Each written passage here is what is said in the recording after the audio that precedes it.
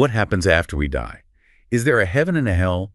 What can NDEs teach us about the afterlife? Such big questions. In this episode of Going Deep on NDEs, we'll explore the NDE of Howard Storm, Okay. an atheist who died, and in his NDE visited both hell and heaven. Wow.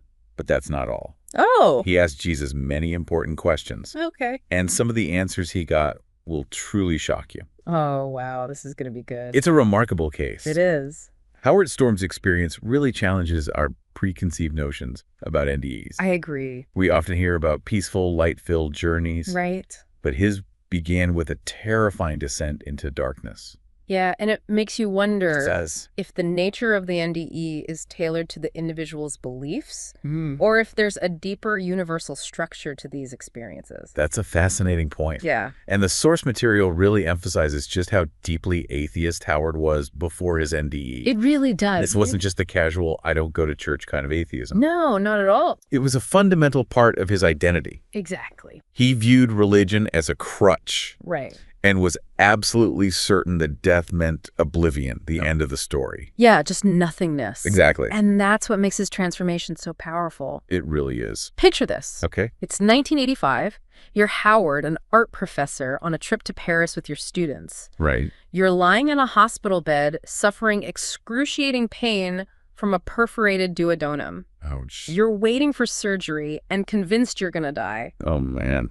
And for you, death equates to nothingness, a complete cessation of existence. The end. Right. Yeah. But then something extraordinary happens. What's that? Howard wakes up outside his body feeling more alive and aware than ever before. Whoa. He can feel the cold floor beneath him, Really? taste the stale air, Wow. even perceive his wife Beverly's distress, Mm. though she doesn't seem to notice him. Oh, that's got to be strange. It is. He even sees his own body lying in the bed, What? but it feels completely foreign, like an empty shell. Wow. It's as if his consciousness has been liberated from its physical form. Yeah, wild. And this is where the story takes a chilling turn. Oh, no. Howard hears voices calling to him from the hallway. Okay. They sound friendly, inviting, and strangely, they're speaking English in this French hospital.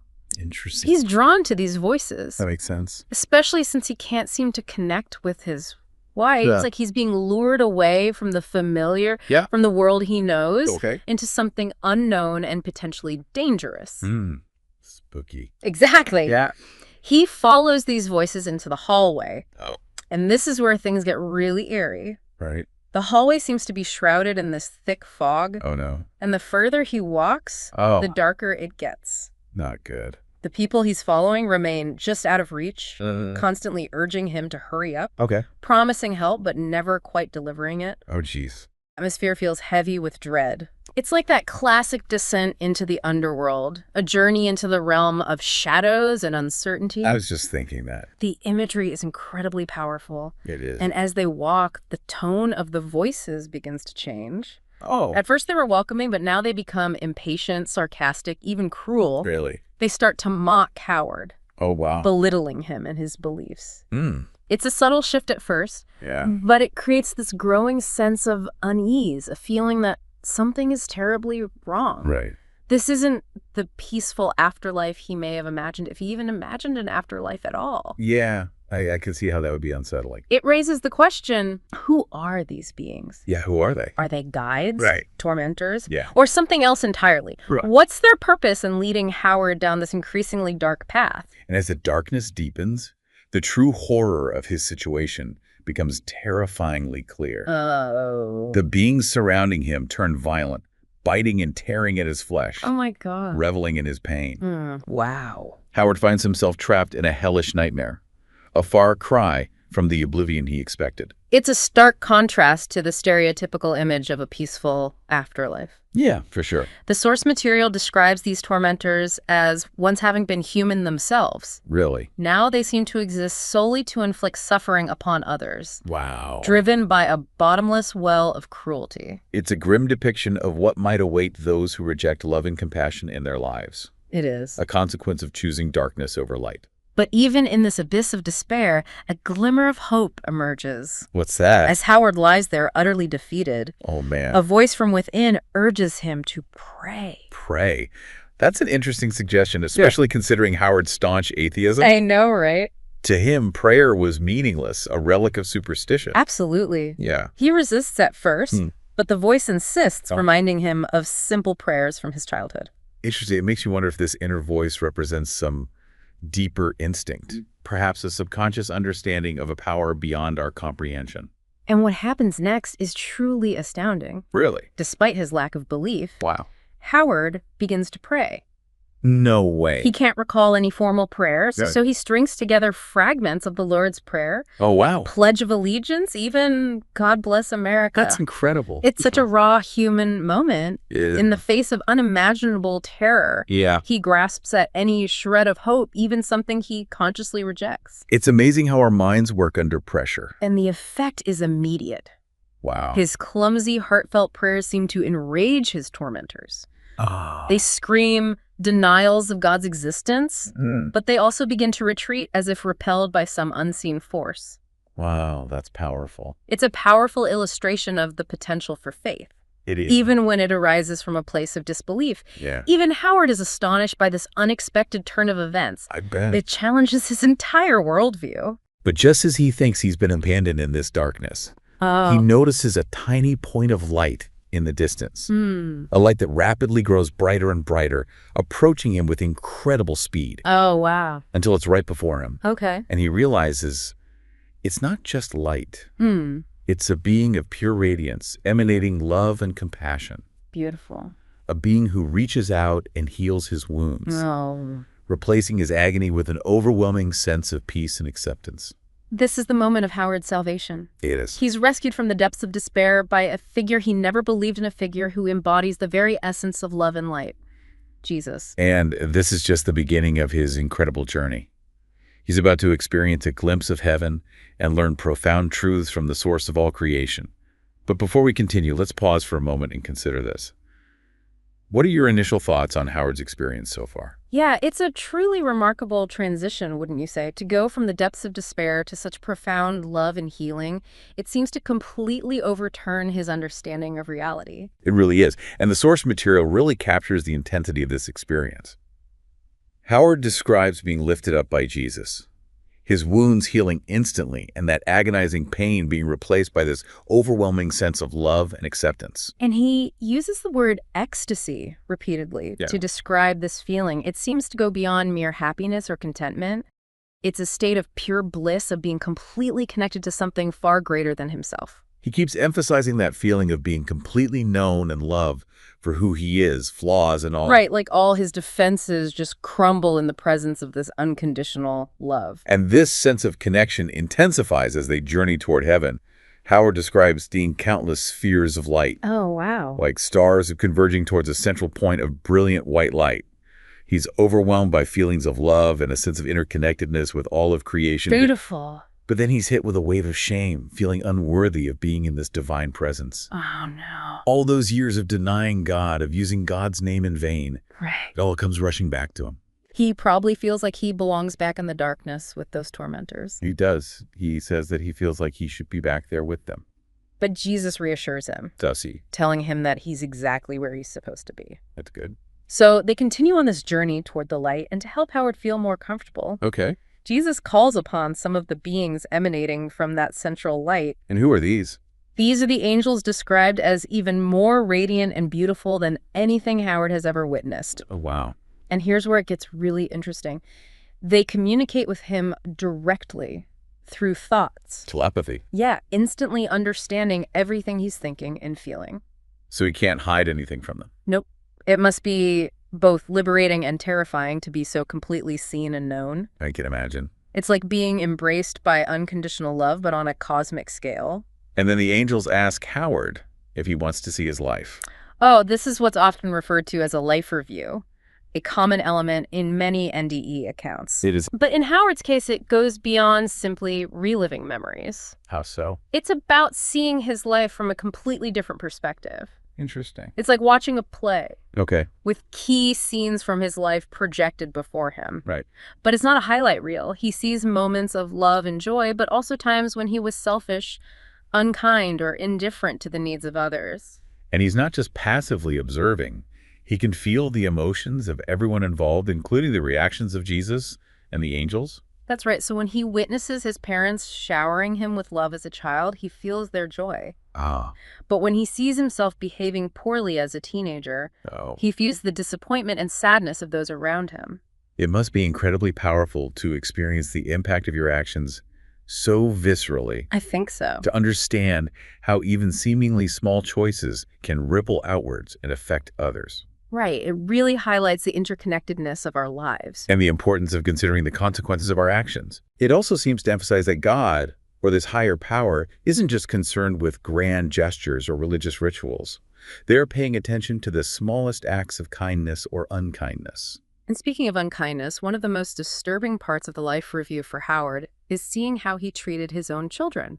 Oh no. He realizes he was often so consumed by his own ambitions that he neglected their emotional needs, becoming distant and uncaring, much like his own father had been. It's a painful realization, one that many parents can probably relate to. It's a reminder that even with the best intentions, we can sometimes fall short of the love and attention our children deserve. It is, but the angels make it clear that even in our failings, we are still loved unconditionally. That's good to hear. This message of forgiveness and redemption seems to be woven throughout Howard's entire NDE experience. It's a powerful message, and it leads into the next part of his journey where he starts asking some really big questions about the nature of God, the future of humanity, and the reality of heaven and hell. And some of the answers he receives are quite surprising, challenging conventional religious beliefs.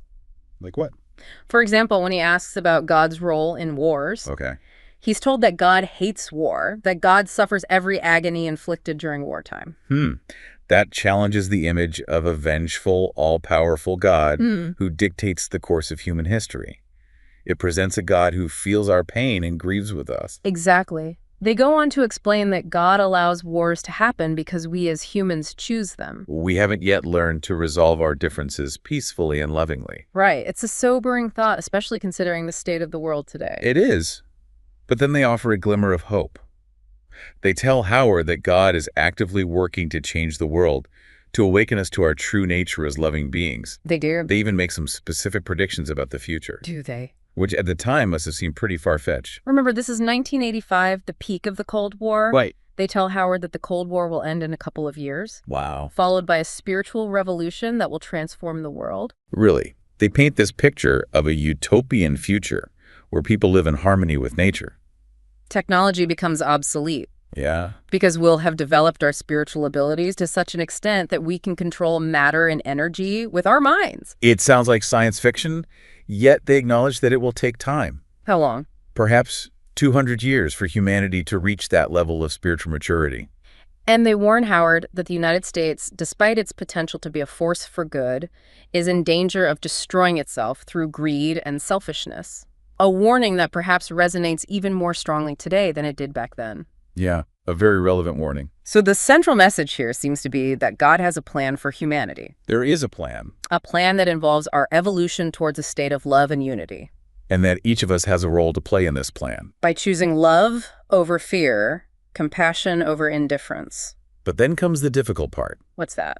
Jesus tells Howard that it's time for him to return to the world. And Howard, having experienced the bliss of heaven, the horrors of hell, and these profound conversations, Yeah. is understandably reluctant to leave. Of course, he wants to stay in this realm of light and love. Yeah, who wouldn't?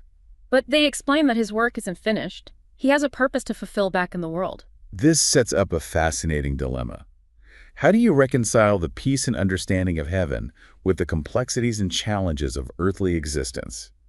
And what could possibly compel someone to leave paradise and return to a world filled with suffering? That's a question many of us might grapple with, and that's precisely where we'll pick up in the final part of our exploration into Howard Storm's extraordinary NDE. So we left off with Howard facing this monumental decision to remain in the blissful realm of heaven or return to the world that he left behind. It's like he's being asked to choose between paradise and reality. Yeah, and the source material really captures his struggle. He argues with Jesus and the angels desperately searching for reasons to stay. It's like he's bargaining for an extension on his heavenly vacation. His arguments actually reveal a lot about his pre-NDE mindset. What do you mean? Well, he focuses on the negative aspects of the world, the evil and suffering, as reasons to remain in heaven. It's as if he's forgotten lessons from his life review about how our perceptions shape our reality. It's a good point.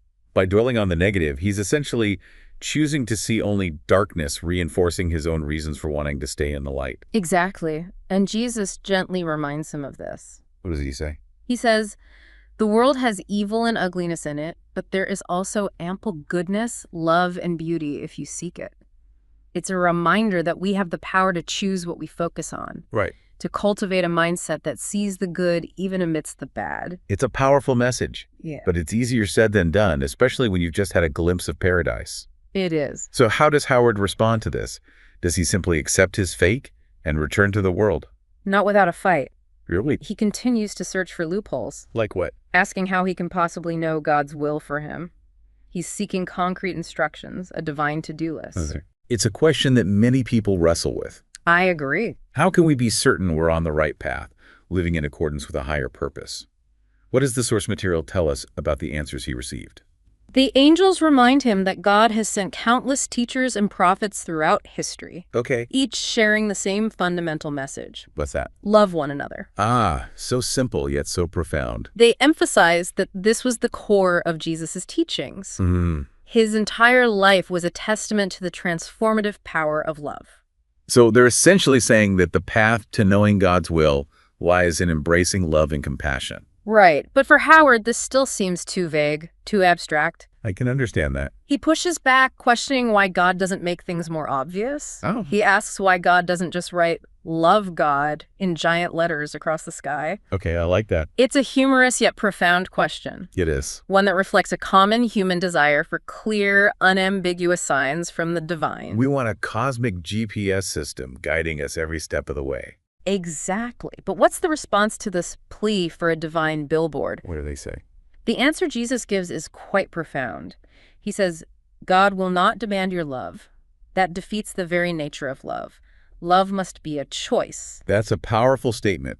It's a reminder that true love cannot be coerced or forced. Right. It has to be freely given. So this principle of free will extends to our relationship with God as well. God isn't seeking blind obedience. God wants us to choose love, to choose trust, to choose to align ourselves with the divine plan out of our own free will. It's a concept that challenges traditional notions of a demanding authoritarian God. It suggests a God who respects our freedom and honors our choices, even when those choices lead us astray. It does. But it also places a significant responsibility on us as individuals. We are ultimately responsible for the choices we make. For the paths we choose to follow. But it also implies that we have the power to change course, to choose love, even when we've chosen differently in the past. Right. Does the source material explore this idea further? It does. Howard then delves into questions about human nature, Interesting. asking why we have this capacity for both love and hate, for good and evil. He's grappling with the inherent duality within ourselves and the world around us. It's a question that has plagued philosophers and theologians for centuries. What insights do the angels offer about this age-old dilemma? Well, they explain that God created us in his image, meaning we possess the potential to embody divine qualities like love, creativity, and compassion. Right. However, we also have the freedom to choose otherwise. To turn away from those qualities and embrace their opposites. Exactly. And this capacity for choice is what makes us truly human. It's not about being inherently good or evil. It's about the choices we make. Yeah, the aspects of ourselves that we choose to cultivate and express. And they go on to explain that it's our ego, our desire to be separate from God, to be the center of our own universe that often leads us to make choices that harm ourselves and others.